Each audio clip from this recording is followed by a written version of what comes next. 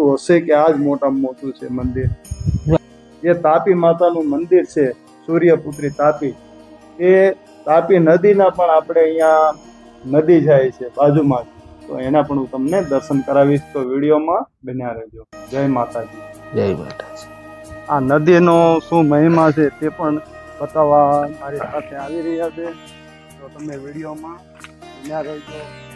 આવા જંગલમાં અમે જઈ રહ્યા છીએ, અને વિડીયો જો તમને ગમે તો વિડીયો લાઈક, શેર, કમેન્ટ અને સબસ્ક્રાઈબ જરૂર કરજો. જય માતાજી. આજે આપણે જઈ રહ્યા છીએ તાપી માતાના મંદિર. તો તાપી માતાનું મંદિર આવેલું છે કામરેજ વિસ્તારમાં, અને અત્યારે આપણે પહોંચી ગયા છીએ કામરેજની આગળ. અને હવે આપણે આ તમે નજારો જુઓ. અને દોસ્તો, આ જે મંદિર છે તે સુરતમાં મોટામાં મોટું તાપી માતાનું મંદિર આવેલું છે.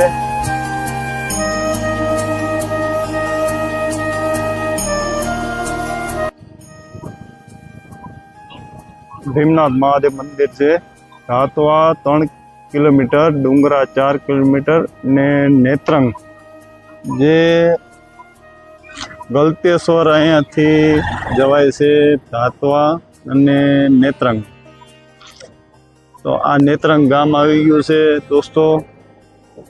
અને હવે આપણે હજુ આગળ જવાનું છે, તો વિડીયોમાં બન્યા રહેજો.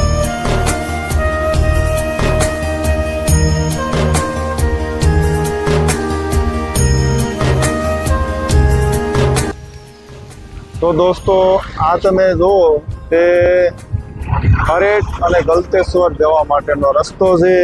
અને દિગ્ગજ, આ સાઈડ દિગ્ગજ આવેલું છે, જે બારડોલી તરફ રસ્તો જાય છે. અને આપણે જવાનું છે આ રસ્તા ઉપર. ત્યાં માતાજીનું મંદિર આવેલું છે, તાપી માતાનું. અને મારી પાછળ તમે જુઓ તો નેશનલ હાઈવે છે.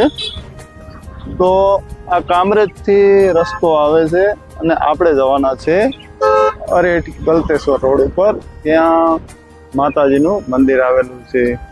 તો વિડીયોમાં તમે બન્યા રહેજો. અને આપણે જવાનું છે માછી ગામ. ત્યાં તાપી માતાનું સુરતમાં અને ગુજરાતમાં મોટામાં મોટું મંદિર આવેલું છે. તો વિડીયોમાં બન્યા રહેજો.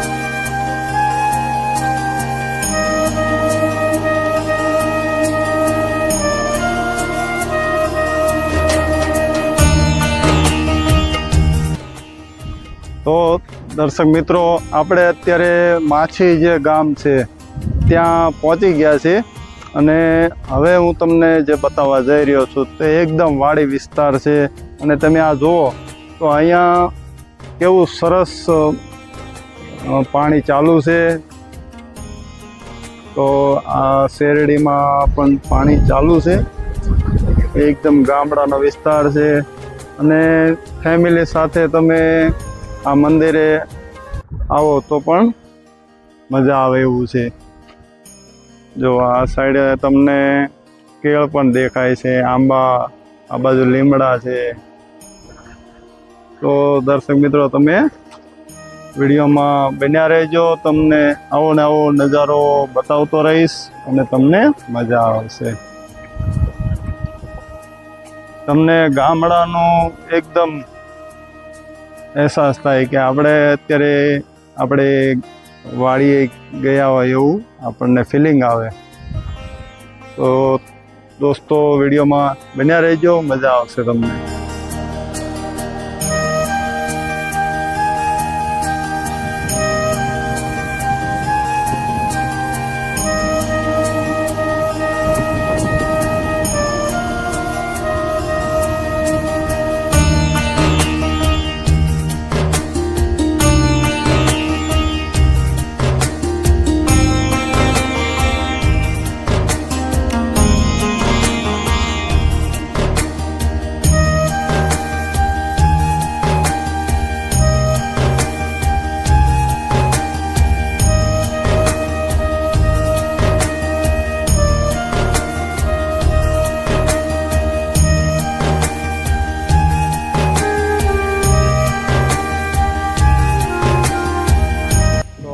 માતાજી.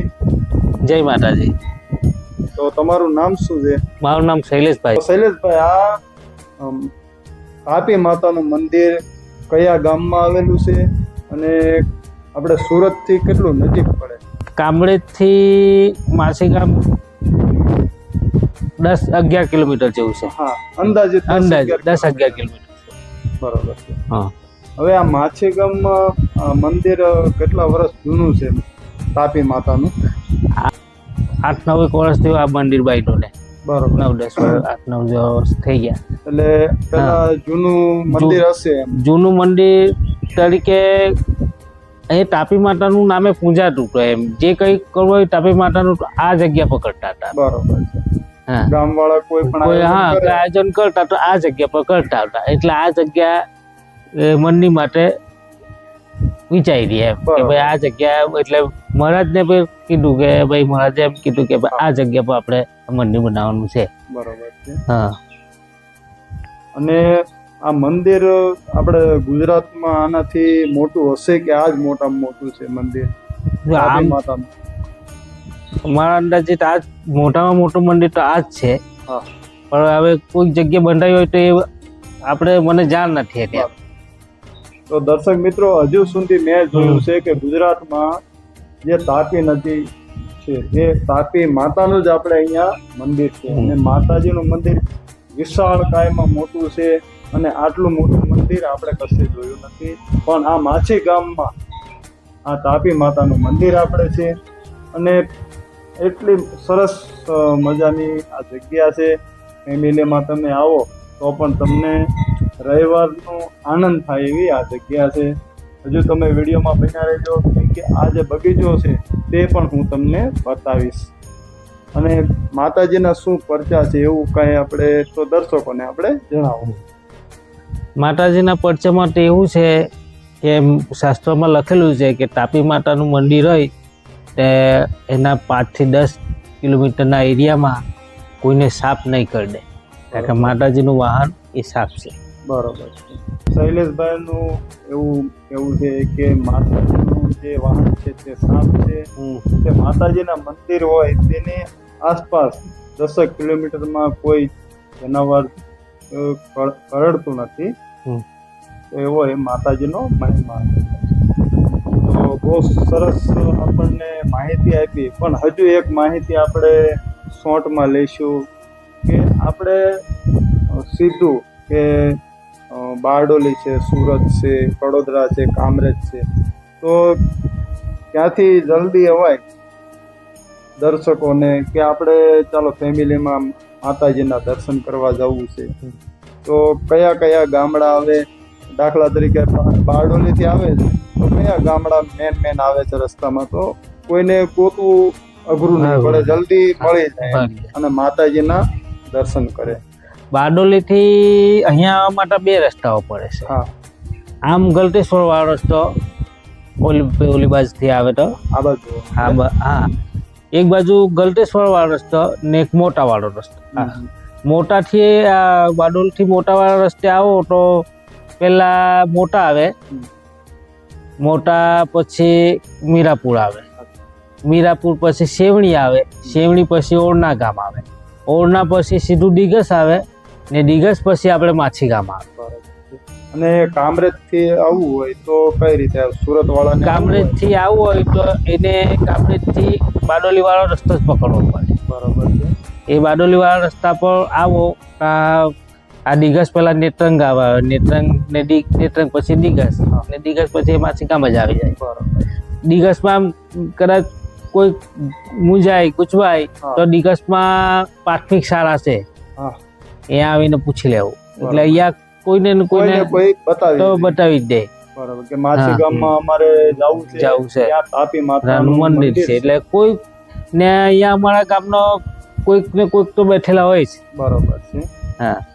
અને હું પણ આવ્યો ત્યારે એક બે જે માણસો બેઠા હતા તેમને પૂછ્યું તો બહુ સરસ રીતે મને રસ્તો, આ મંદિરનો, તાપી માતાના મંદિરનો રસ્તો મને બતાવ્યો કે ભાઈ તમે આ બાજુથી જાઓ તો તમને જલ્દી મળી જશે. તો અહીંના માણસો પણ બહુ સરળ સ્વભાવના છે તમને વ્યવસ્થિત જવાબ આપે છે અને મંદિર પણ તમને બતાવે છે. તો હજુ વિડીયોમાં તમે બન્યા રહેજો, કેમ કે હજુ હું તમને ગાર્ડન પણ બતાવવાનો છે. અને હજુ જે તાપી માતાનું મંદિર છે, સૂર્યપુત્રી તાપી, એ તાપી નદીના પણ આપણે અહીંયા નદી જાય છે બાજુમાં, તો એના પણ હું તમને દર્શન કરાવીશ. તો વિડીયોમાં બન્યા રહેજો. જય માતાજી. જય માતાજી.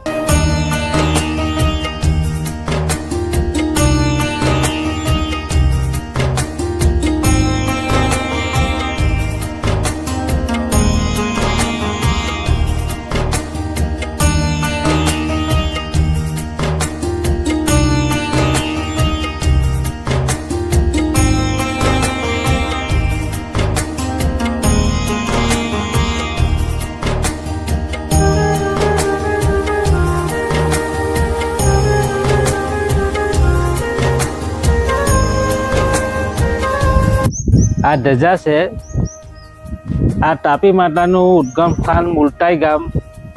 ત્યાંથી પદયાત્રી ચાલતા આવી આ ધજા લઈને આવે છે ને આ ધજા અહીંયા ચડાવી જાય છે. આ પાછું દર વર્ષે ચાલે છે. દર વર્ષમાં એક વાર એ લોકો પદયાત્રી ત્યાંથી ચાલતા આવે ને ચાલતા આવી આ ધજા એ મૂકી જાય તો પાછા પદયાત્રી એની પરિક્રમા કરે છે.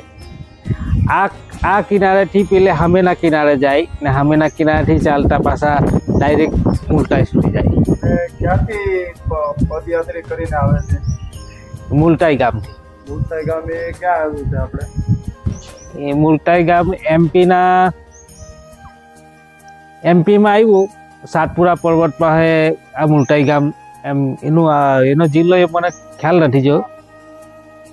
પણ દર્શક મિત્રો, જે એમપી આજે તાપી નદી માતાનું ઉગમ સ્થાન છે, ત્યાંથી એ લોકો ચાલતા આવે છે અને તાપી માતાની પરિક્રમા કરીને પાછા તેમના વતન જાય છે અને આ મંદિરે આવીને ધજા પણ ચડાવે છે. એવો અહીંનો મહિમા છે. જય માતાજી. જય માતાજી.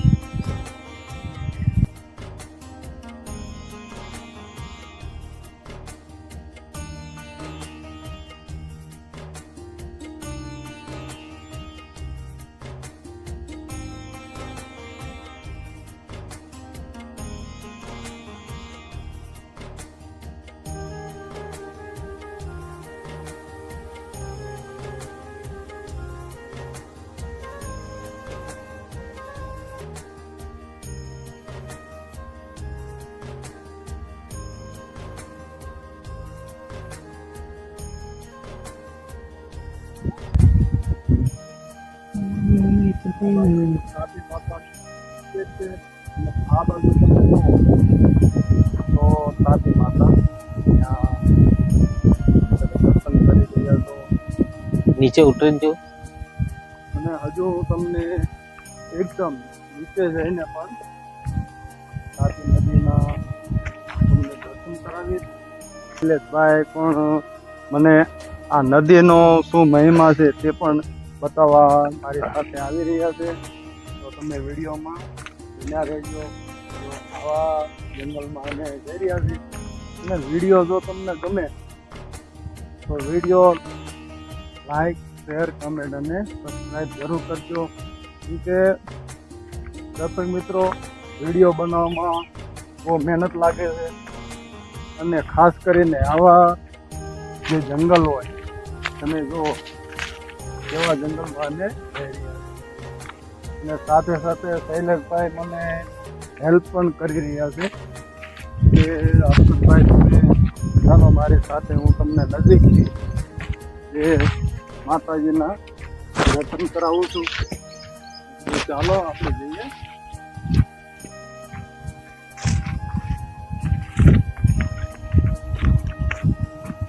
હવે આપણે એકદમ નજીક પહોંચી ગયા છીએ નદીના કિનારા ઉપર.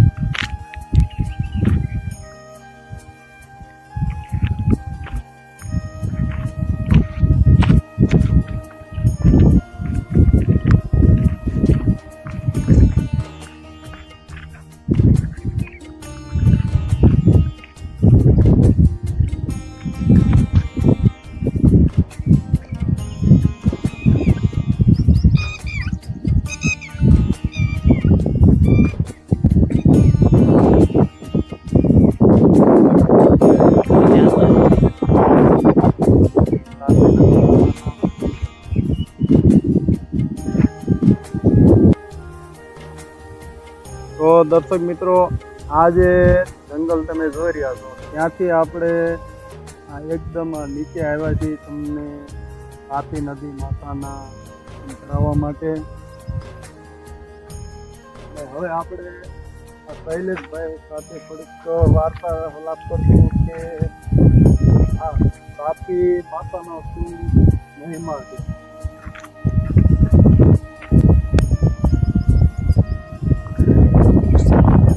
આ છે તાપી નદી. આ તાપી માતાનું એટલું મહત્વ છે કે આ માછી ગામમાં તાપી માતાનું મંદિર આવેલું છે ને આ માછી ગામમાં જ તાપી માતાનો આ કિનારો છે.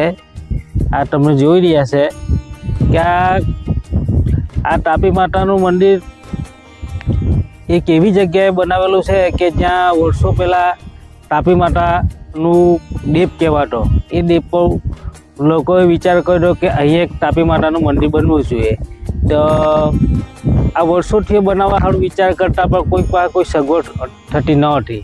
પછી ધીરે ધીરે લોકો જેમ જેમ ડેવલપમેન્ટ થતું ગયું તેમ જેમ ઈચ્છા થતી જઈ તેમ થોડું કરી ને આજે આ મંદિર આ જગ્યા પર મોટામાં મોટું મંદિર બનાવવામાં આવ્યું લોકોનો સાથ સહકારથી.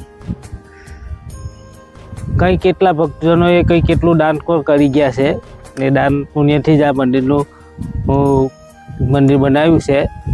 ને હું તમને બધાને જણાવું છું કે આ તાપી માતાના મંદિરની મુલાકાત તમે એકવાર જરૂર લેશો.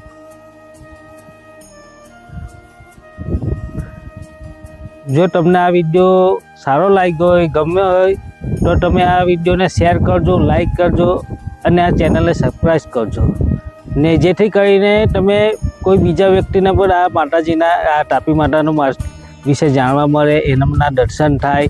આવું તમે શેર કરો તો તમારી પાસે આ માતાજીની અગાઉ માહિતી પણ તમને મળી રહેશે. જય માતાજી.